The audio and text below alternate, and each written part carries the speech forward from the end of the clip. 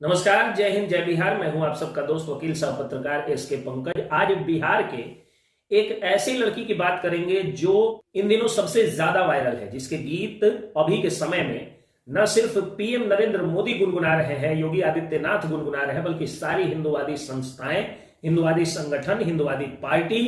या फिर गीत संगीत और ईश्वर से प्रेम में रुचि रखने वाले सभी लोग उनकी गीतों को गुनगुना रहे हैं। दिवाली में जो सबसे ज्यादा वायरल सॉन्ग था, जिस पर सबसे ज्यादा रील्स बने, जिसको सबसे ज्यादा लोगों ने गुनगुनाया, औरतें, महिलाएं, माताएं, बहनें सभी जो है दीप लेकर के उस पर रील्स बनाती नजर आई। वो गीत था राम आएंगे तो अंगना सजाऊंगी, राम आएंगे तो दीप मैं जलाऊंगी, राम आएंगे तो दिवाली मनाऊंगी, मेरे झोपड़ी के भाग आज खुल जाएंगे, राम आएंगे। मधुर आवाज में ये गीत जो है वो गाया है स्वाति मिश्रा ने। स्वाति मिश्रा जो है वो एक सोशल मीडिया इन्फ्लुएंसर हैं, वो इंस्टाग्रामर हैं, वो एक अच्छी यूट्यूबर है और उन्होंने ये गीत गा करके अपने ही चैनल पर रिलीज किया। और अपने चैनल पर जब रिलीज किया तो भोजपुरी के एक जाने माने कलाकार बीआईबी विजेंद्र सिंह को उनके पिताजी ने, यानी स्वाति मिश्रा के पिताजी ने फोन करके कहा कि विजेंद्र भाई, हमार बेटी वो गीत गैले बा, वो गीतवा के तनी प्रमोट करो, हमारा बेटी के सपोर्ट करो। अब बीआईबी विजेंद्र सिंह जो है वो उनके गीतों को प्रमोट करने की सोच ही रहे थे, तब तक उनके गीत इतने ज्यादा वायरल हो गए कि बीआईबी विजेंद्र सिंह जब छठ में पहुंचे और छठ में जब स्वाति मिश्रा भी पहुंची तो उनका इंटरव्यू लेकर के अपने सोशल मीडिया पर बीआईबी विजेंद्र सिंह ने पोस्ट किया। और जिनके लिए, जिनसे मदद मांगी थी स्वाति मिश्रा के पिताजी ने, स्वाति मिश्रा के एक छोटे से इंटरव्यू ने बीआईबी विजेंद्र सिंह की इतनी मदद कर दी कि वो इंटरव्यू उनके चैनल पर, उनके फेसबुक पेज पर वायरल हो गया। तो स्वाति मिश्रा जो है वो पहले से भी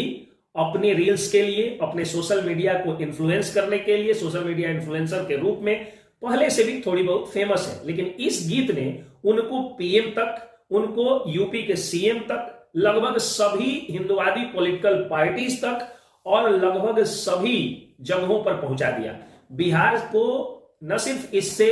फायदा हुआ, इससे गर्व हुआ कि जब फरवरी में जैसे ही राम मंदिर का उद्घाटन किया जाएगा, उस मौके पर भी ज्यादा उम्मीद यही है कि राम आएंगे तो दिवाली मनाऊंगी, राम आएंगे तो अंगना सजाऊंगी, राम आएंगे तो दीप मैं जलाऊंगी ही सबसे ज्यादा वायरल होगा। कई लोगों ने तो उत्तर प्रदेश के सीएम योगी आदित्यनाथ और देश के पीएम नरेंद्र मोदी की तस्वीरें लगा करके इस गीत को लगा दिया। खुद मैंने भी जो अपने फेसबुक प्रोफाइल जो एडवोकेट एसके पंकज नाम से है, अपने घर परिवार की जब मैंने फोटो लगाई, अपने भाई के साथ, अपने भतीजा के साथ, अपने बेटियों के साथ, अपने पत्नी के साथ जो मैं दिवाली मना रहा हूं, उसमें भी, उस फोटो और वीडियो में भी बैकग्राउंड सॉन्ग मैंने स्वाति मिश्रा का ही लगाया।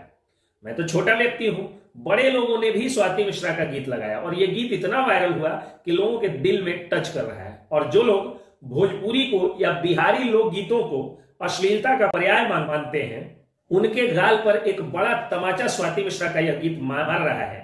क्योंकि ये लोग क्या करते हैं कि पान के गुमटियों पर, टेम्पू में या यूट्यूब पर कुछ अश्लीलता को सर्च करते हुए कुछ भोजपुरी गीतों को सुन लेते हैं, और वो भोजपुरी नहीं होते हैं, वो कुछ वैसे हिंदी में भी गीत होते हैं, अश्लील गीत कुछ भोजपुरी में ही होते हैं, और लोगों को लगता है कि भोजपुरी गीत अश्लील होते हैं। भोजपुरी अश्लील नहीं होते हैं। भोजपुरी में अश्लीलता आई है वो दूसरी भाषाओं से भी आई है और दूसरे भाषा में भी उतने अश्लील गीत बनते हैं। ये बात अलग है कि आप लोग उनको सुन करके बदनाम नहीं करते हैं, क्योंकि भोजपुरी की ही गायिका है स्वाति मिश्रा, यानी इंस्टाग्रामर, यूट्यूबर